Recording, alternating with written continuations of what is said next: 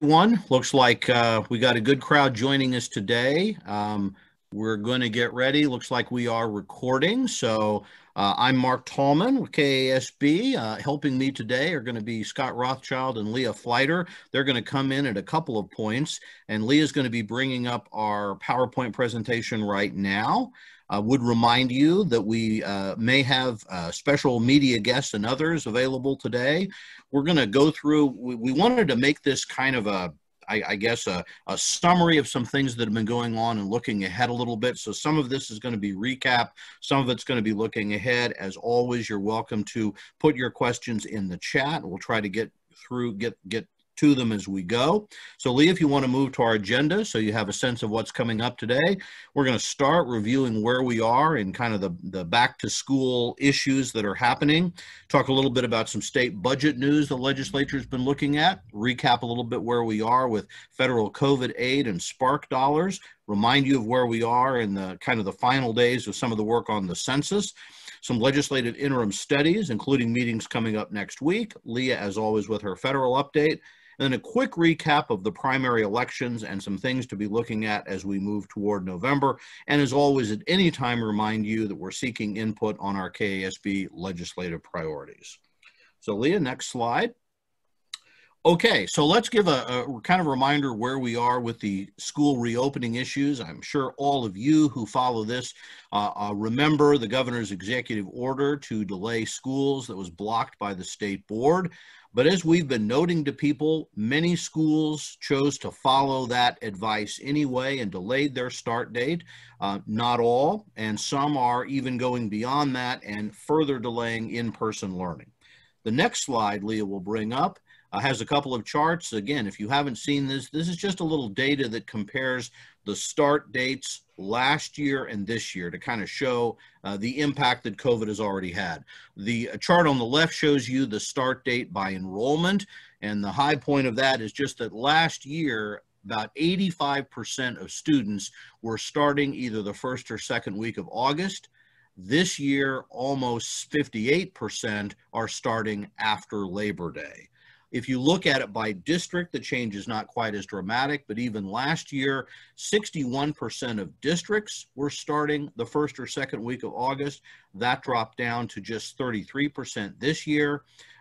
Last year, only about 1% of districts were starting after Labor Day. This year, 17% of districts. So we know the start of school looks different. Obviously, we're all living through that. Here's a little bit of data just showing some of those changes. Next slide. So the other big issue that many of you are struggling with is the executive order on COVID mitigation from the governor that was not subject to the state board. The governor basically says all schools, public and private, should be following four things: mandatory mask for almost all persons most of the time, 6-foot social distancing at almost all times, hand sanitizing in every classroom and at least once an hour, and temperature checks for all people when they first enter schools. So that might be seen as the kind of baseline for all activities, but if you move to the next slide, we'll note this is already having some debate. The governor issued that order, but within the last week or so, Attorney General Derek Schmidt has issued an opinion that counties under state law can opt out of this like other executive orders, for example, on masks.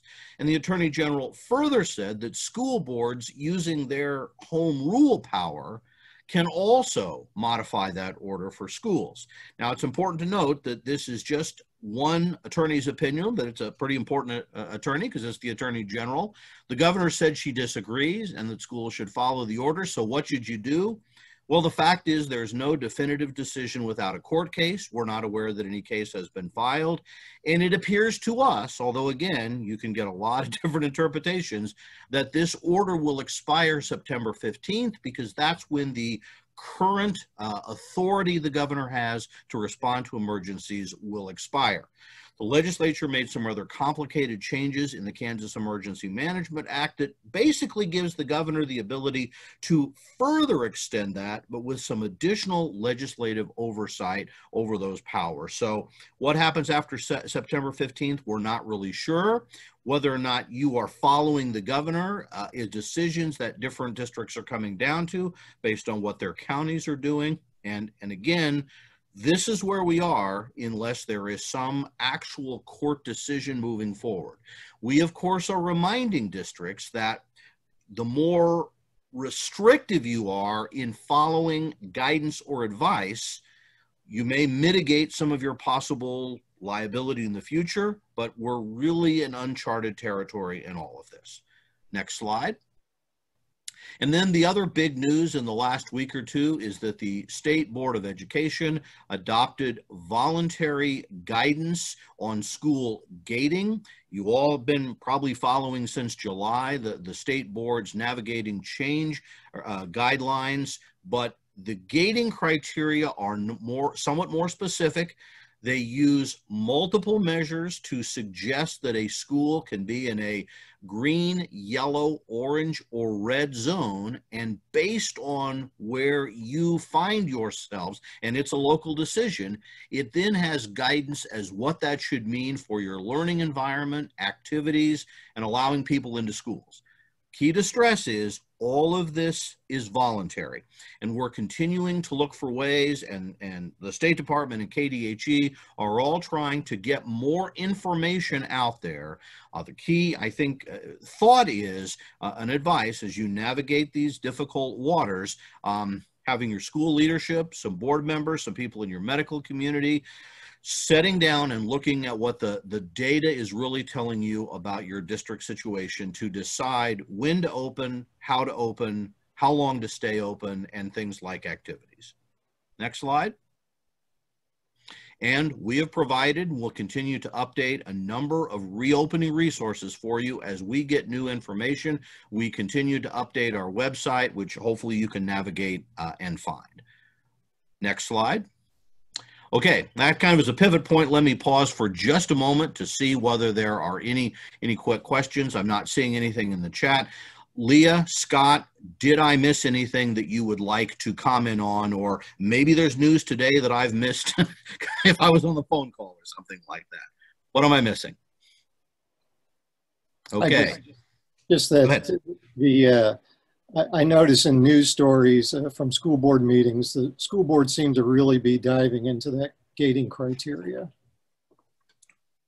I think that's right. Everyone is trying to make the right decision for their community. The one thing we've learned, and if you look at the gating criteria, and we're going to look more closely, is that our counties are very, very different as to where they are. And I think part of what we're seeing in some of the debate school boards are having is you have differences even across counties are not necessarily the same. And so that's what people are really struggling with. And yet at the same time, we're connected. And that's part of the debate about sports and football and everything else is you can make your own decisions, but you're somewhat affected by people that you're having to work with in your community. So, you know, the legislature has given us a lot of local control. The state board has allowed that local control.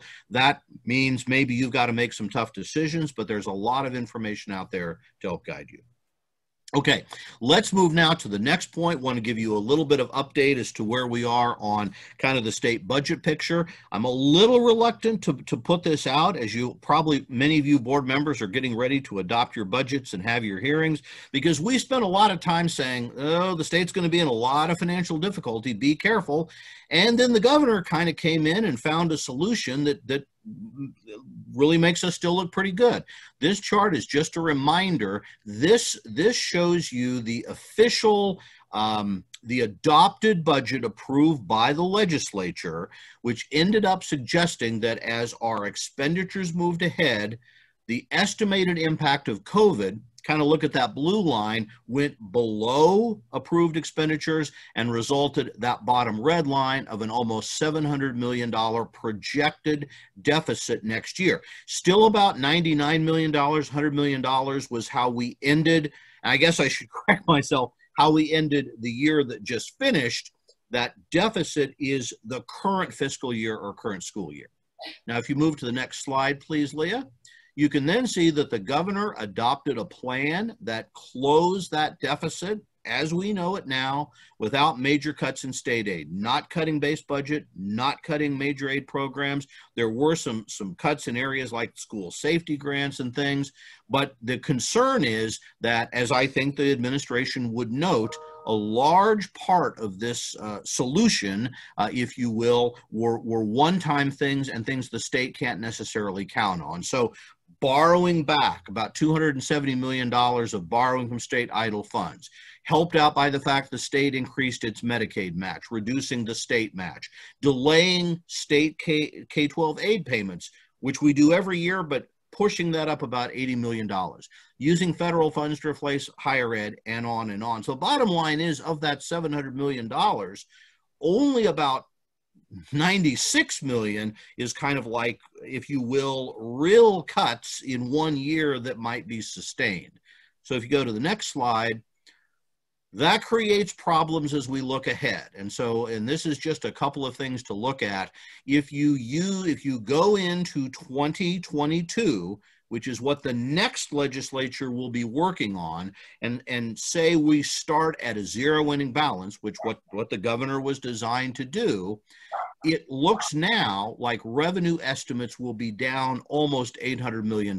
Now, that's a very conservative projection, and that assumes that the state makes all kinds of legal transfers that in recent years it hasn't done. So it may not be that bad, but if you start from a conservative perspective, revenue will be down. We estimate that human service caseloads will be up. The next year of the school finance phase-in is over $100 million. Replacing those one-time savings in the allotments is about $300 million. And that means if you take that kind of, we hope, worst-case scenario, the deficit just to get to zero is almost $1.5 billion. And to get to the 7.5% ending balance, which frankly we never do, but by state law we should, is almost another $460 million. Now, the point is, this is probably worse than it's going to be, but even if it's only half this bad, it's still potentially pretty bad. This doesn't recognize that state revenues have been running higher than expected, which is good news. It doesn't include any additional federal aid, which is possible. We'll know a lot more in early November when the next official estimate will come out, and the governor will start having to put together her budget recommendations for not only, excuse me, fiscal 22, but fiscal 23. So we don't want to keep saying how bad things are going to be, and they turn out to be okay. You don't trust us. So we're not saying that the sky is falling. We're simply saying that the state budget people, legislators, this is what they're looking at for their planning purposes. Next slide. All right, let me pause there just a second before we talk about some of the CARES Act and SPARK funding. Just give you a chance. I'm going to look. I'm still not seeing any chat or any questions in the chat. We hopefully will have time at the end, but again, we're just kind of moving through, kind of giving you a sense of where we are right now as we move into the fall. Budget looks okay for this year. There are problems looking ahead. We'll know more in November. So now let's talk about one thing that has been available, and that is federal funding under the CARES Act. Some of you have seen this chart before. The total dollars that went out to Kansas was over $10 billion. Much of that went directly to businesses and individuals, the stimulus payments and all of that. But the state ended up getting about $1.25 billion. Some of that went directly to our two largest counties. That left about $1 billion that is under the discretion of the SPARK committee. Outside of that was about $200 million that went to education directly, and $84 million of that you've already should have received to school districts was the direct school district aid. So the money that you probably have, the $84 million we've been telling you about since the spring, that's not part of the SPARK's process. That was direct aid. Go to the next slide, Leah. We've then kind of showing it a different way. Out of that roughly $1 billion, The first round of $400 million went to counties, largely on a population basis, that school districts are eligible to request money from. Now, we're pretty far along in the process, but it's possible there'll be some money left over. So if you have not worked with your county, you're out of luck on this, unless there's some money put back in. So if you haven't done so, be checking with your county commission, your county officials on where they are. The second round was just approved, about $300 million. The biggest impact for us may be a share of dollars going to connectivity, and Leah's going to talk a little bit more about that later, kind of where we are on the homework gap.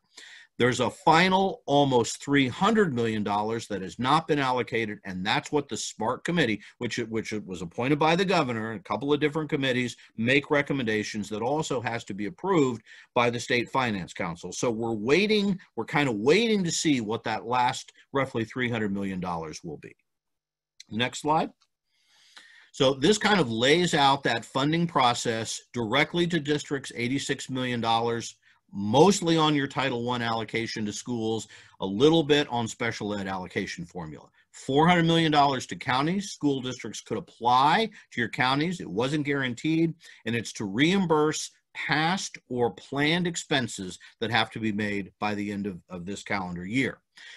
$314 million went to healthcare, economic development, non-K-12 education, and $60 million that was approved. This is a little out of date. The State Finance Council has approved that for connectivity, and schools can work with local officials in that area.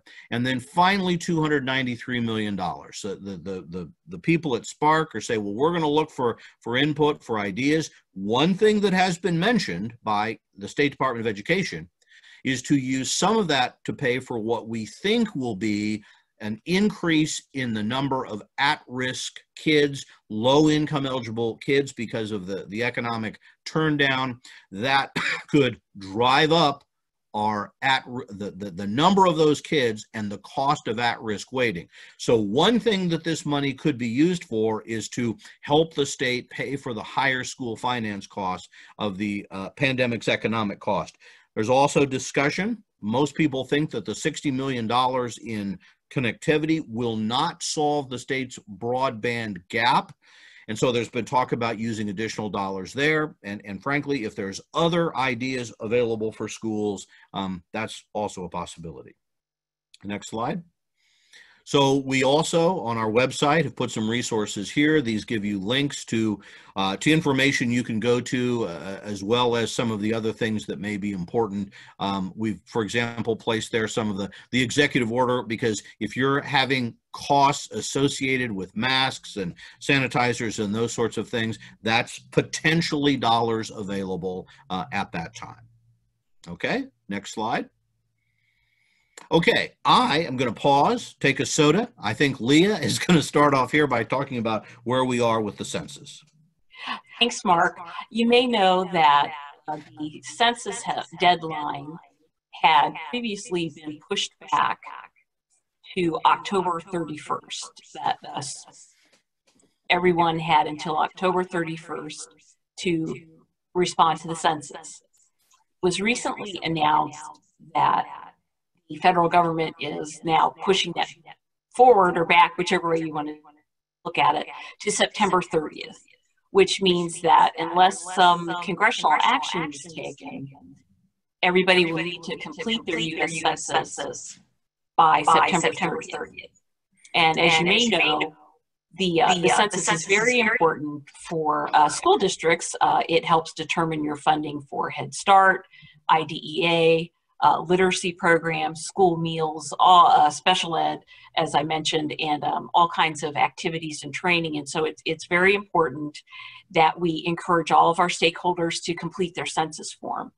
Good news is that the Kansas response rate is now, as of yesterday, I believe, it's at about 80%, which is good.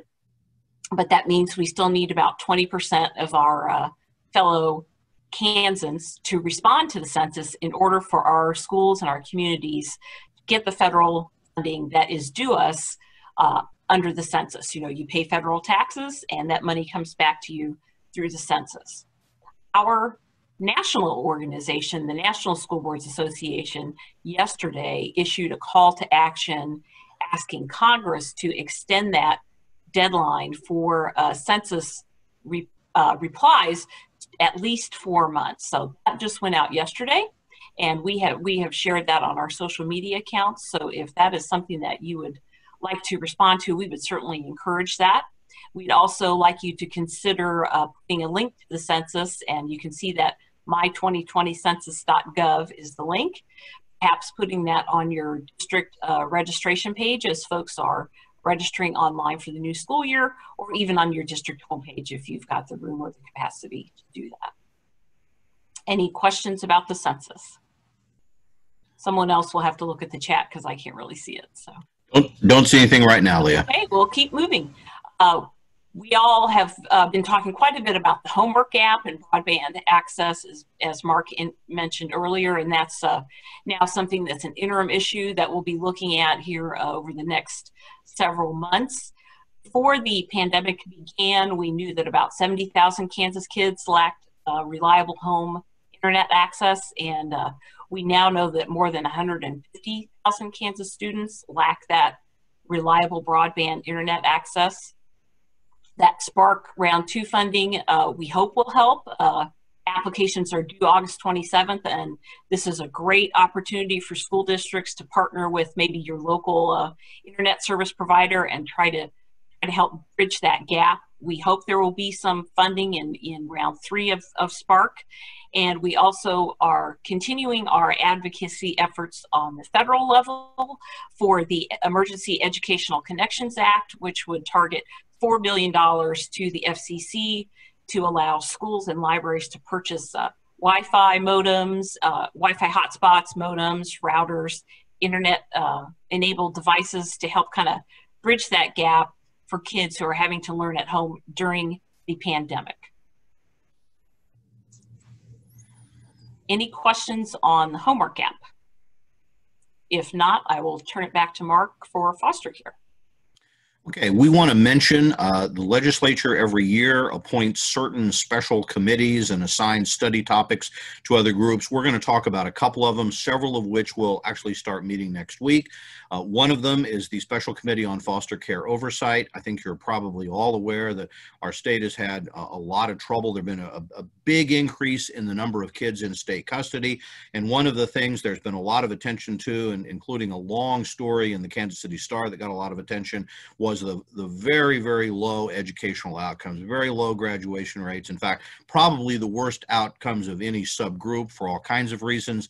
The legislature tried to pass a bill establishing a report card where the state would have to document like graduation rate, test scores, things like that for students in foster care. The governor vetoed that as part of a larger bill, but then issued an executive order to establish it directly.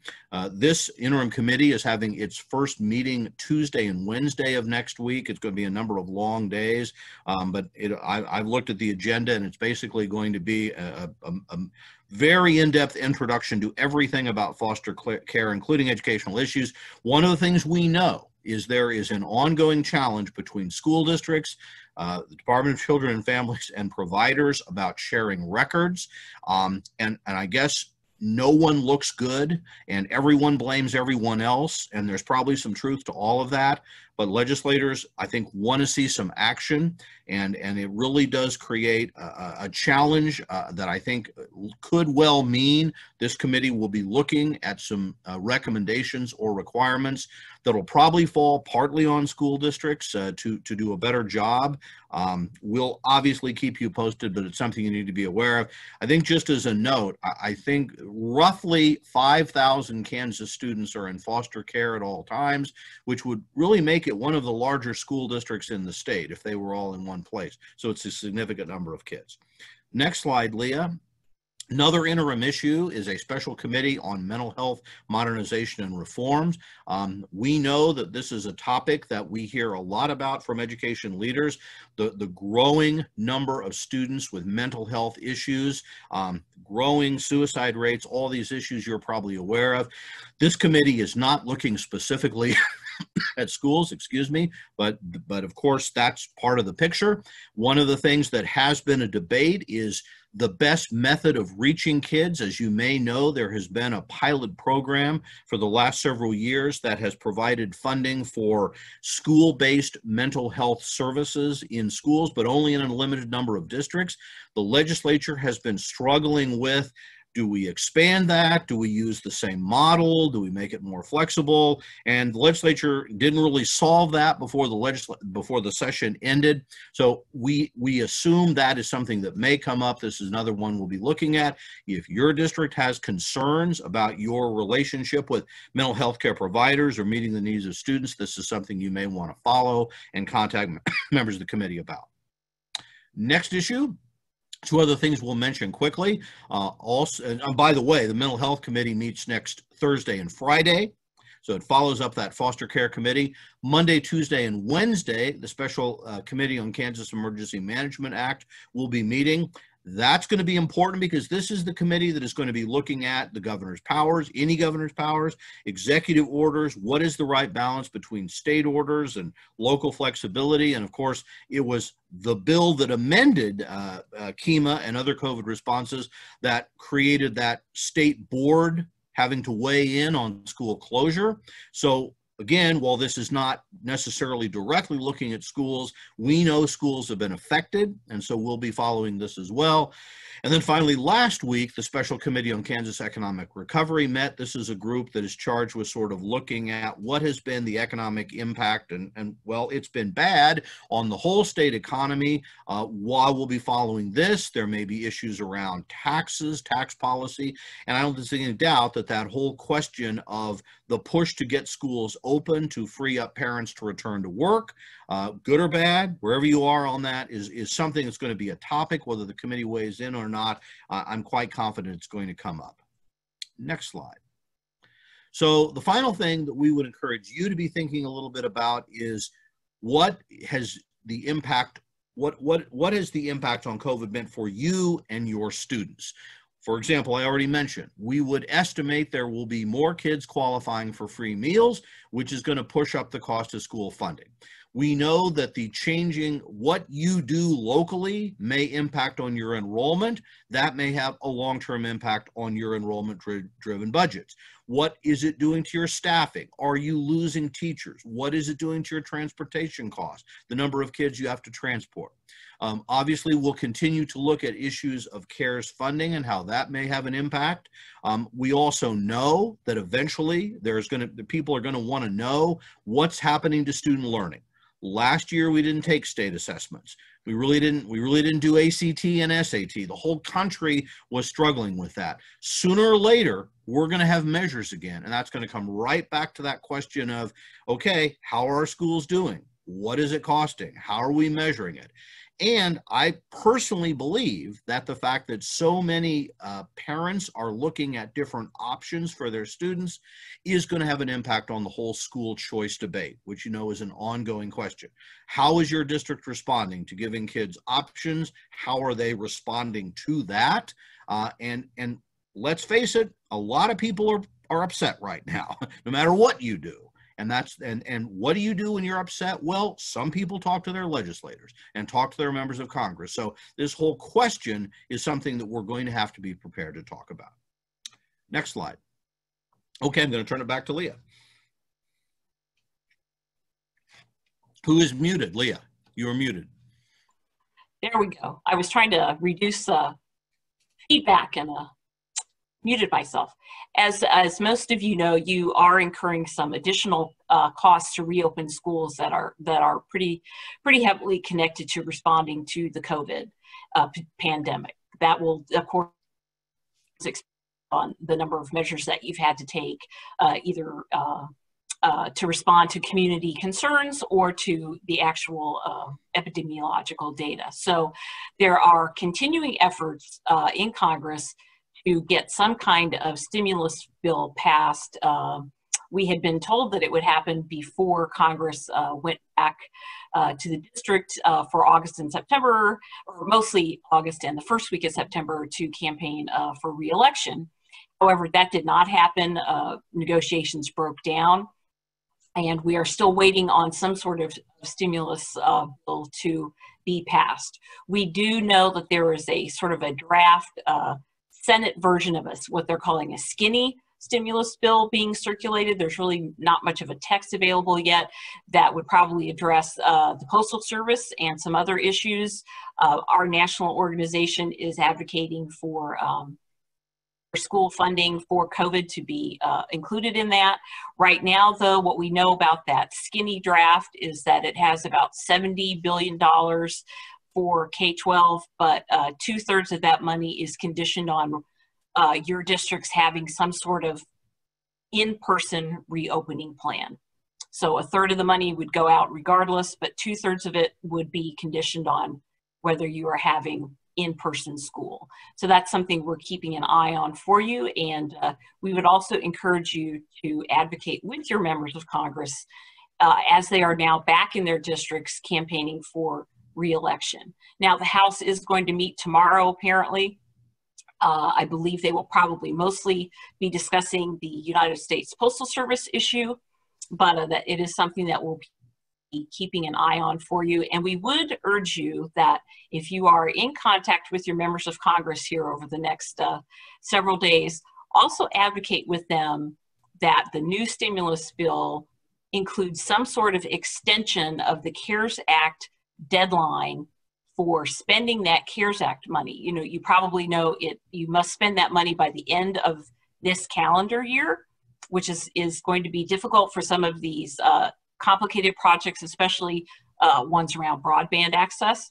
And so if we could get that extended a few months or even, another year or so, that would be extremely helpful for school districts. So that's something we'd like you to be aware of. Leah, yes. Want to just remind people kind of the rule of thumb. I don't know if you can repeat the money that you said were being talked about for schools, but generally speaking, when federal money goes out to education, Kansas usually gets around 1% of it. So That's if you correct. hear a number of billions or whatever it may be, no guarantee, but generally you can figure somewhere around 1% is what would come to Kansas. So that may give you an idea of the possible impact. Right. What's in that skinny stimulus is $70 billion. The House passed a bill that had about $58 billion. Our national organizations are advocating for closer to $200 billion. So that gives you an idea of how far apart things are at this point. Here's some good information. If you do want to contact your congressional delegation, we certainly urge you to do that, and we can help you with talking points if you need it. Okay, I'm going to turn the election discussion over to Scott.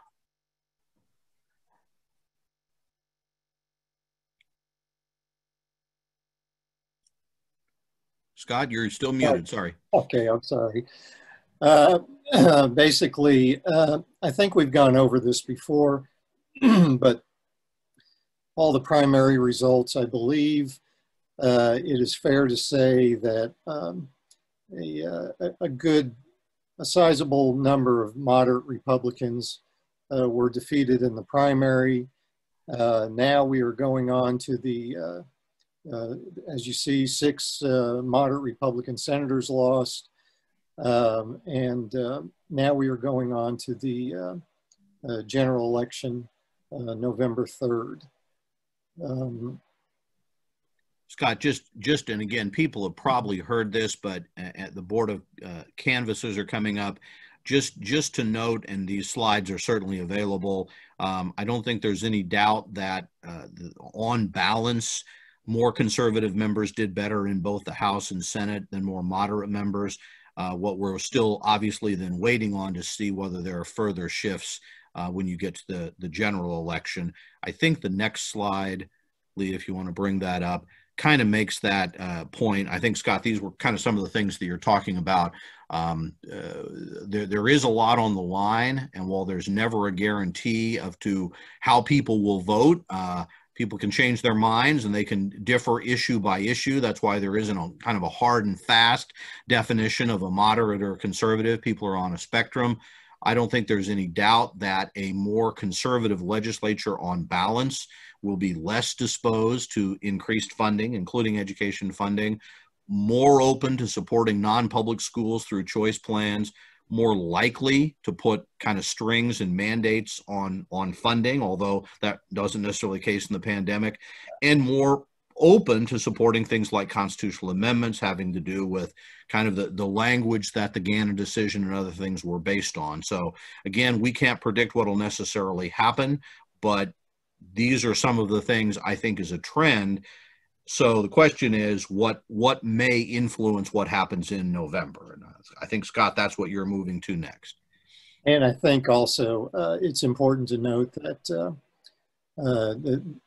the majorities in the House and the Senate are pretty close to being able to override the governor's vetoes. I believe the Democrats are hoping to pick up seats in the House and the Senate to at least get to that 1/3 margin where they can prevent those overrides.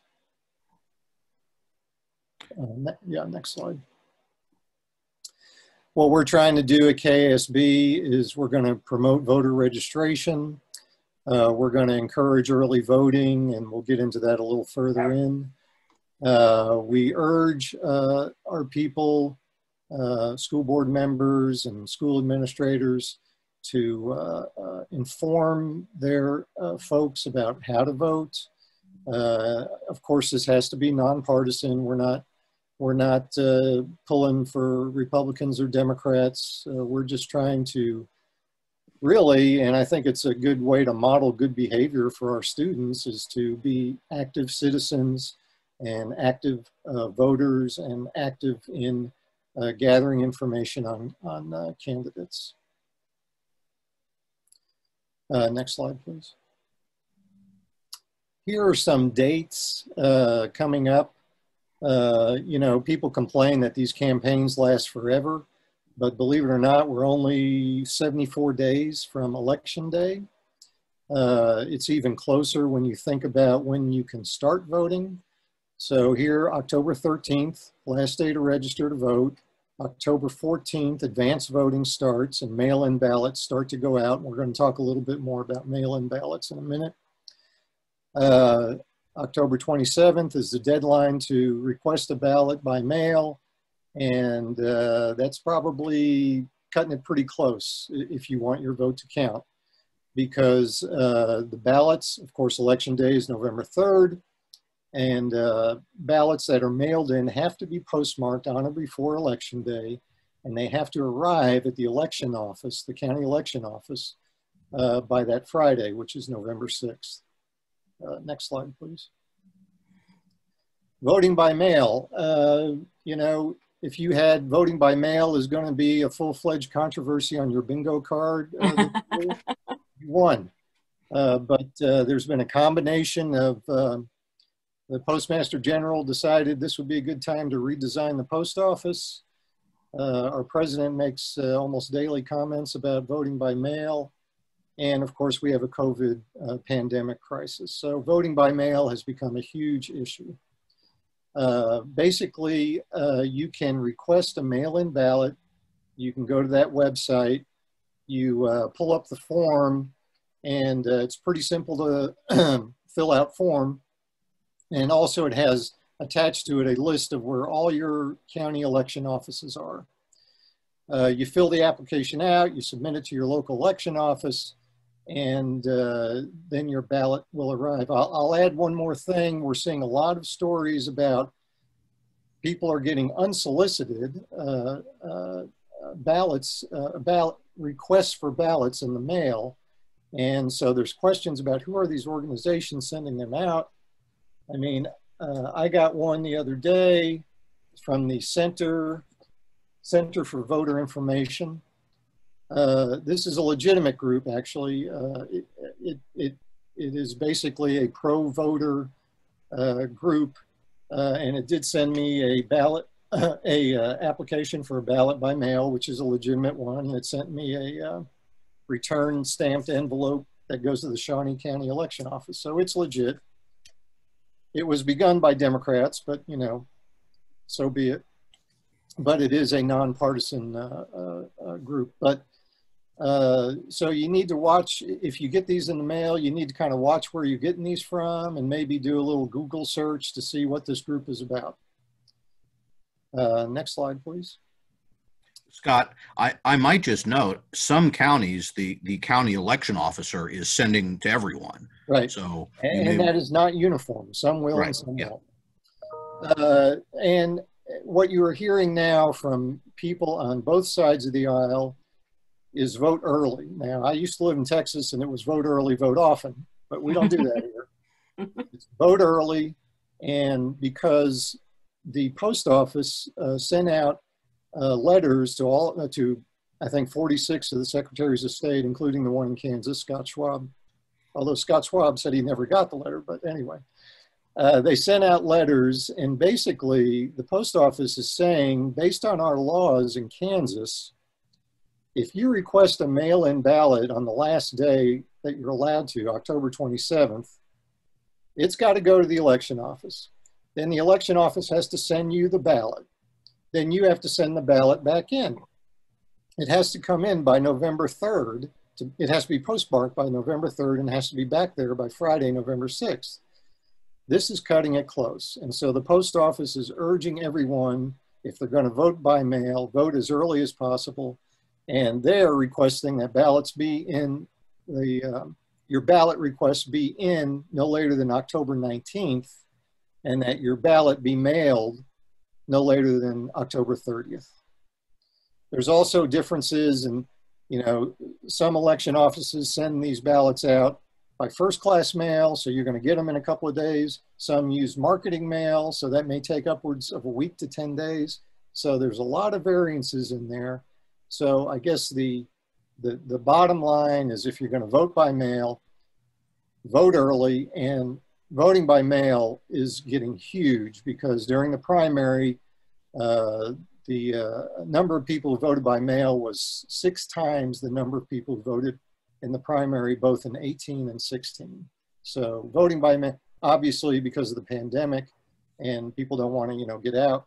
So voting by mail is going to be huge. So if you do it early. Next slide. Is voting by mail safe? Is your vote going to count? Well, yes. I mean, just both sides of the aisle are, and including our Secretary of State, Scott Schwab, has repeatedly said, voting by mail is safe. Here are the, I won't read these, but here are some of the provisions to make sure no one's fraudulently voting.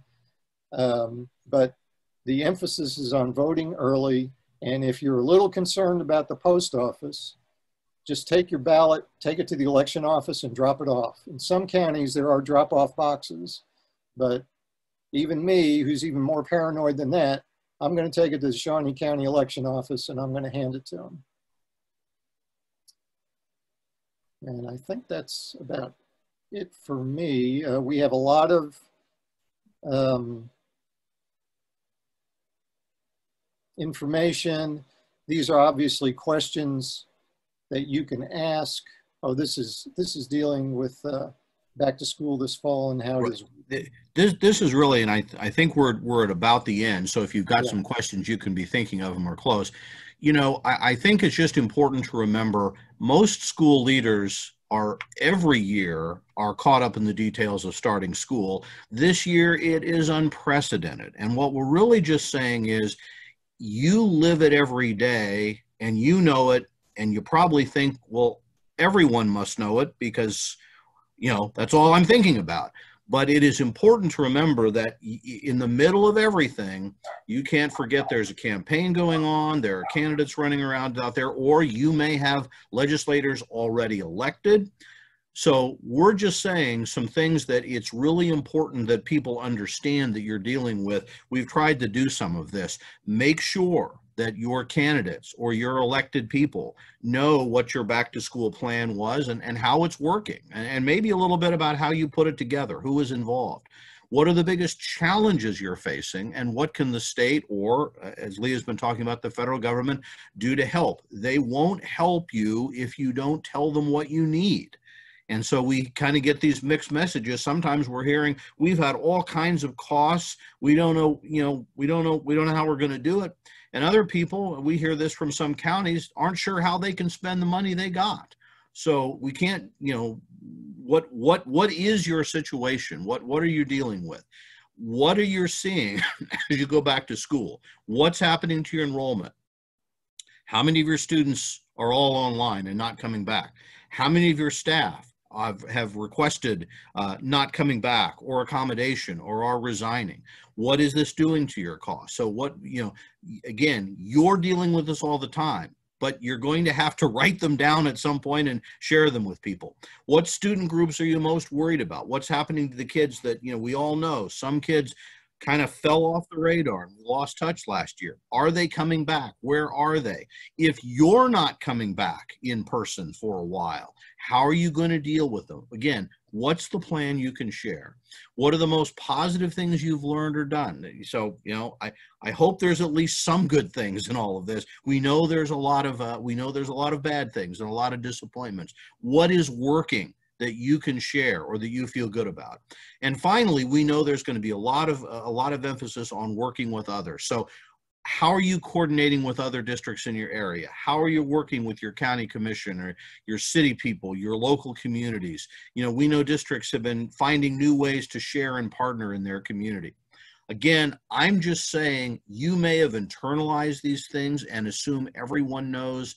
They don't. And so you're going to have to find a way to make part of this about sharing on some level what is happening that you need, what is happening that's good. So we hope these are things you can be thinking about. And as we're moving into this election and if you've got new people elected, if you've got candidates, think about those.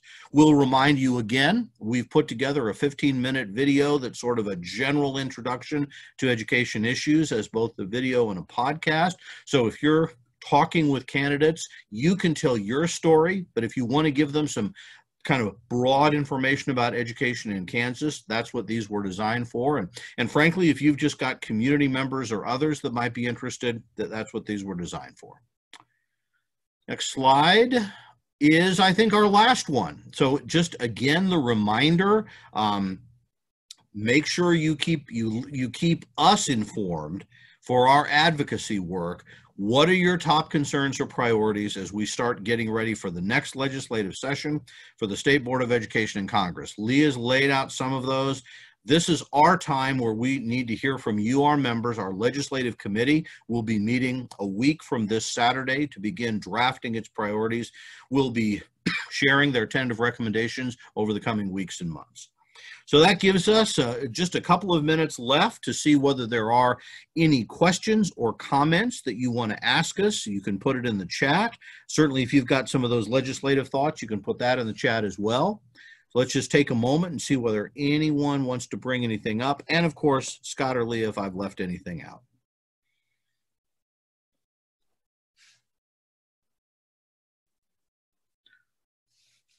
Okay, well, this was kind of a lightning round of information. I don't know whether no questions means we absolutely covered everything, or you're so lost you don't even know where to start. But we do appreciate, as always, people checking in.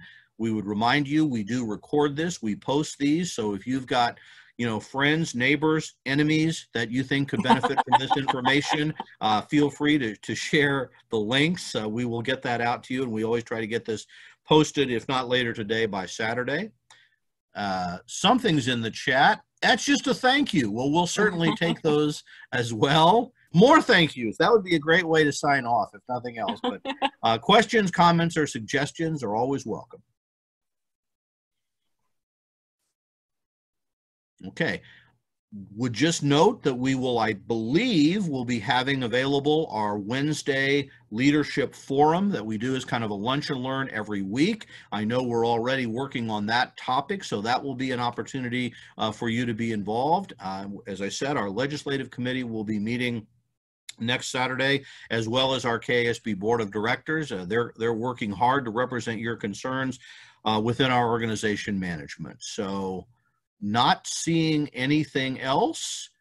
If there isn't anything, we will be back in well, I don't know whether it's exactly 2 weeks, but basically the first and third Fridays is our normal plan unless something comes up sooner. So there isn't anything else. Thank you so much for joining us. Thanks, Scott and Leah, and thanks for the rest of our KASB team for making this possible. You guys have a great weekend.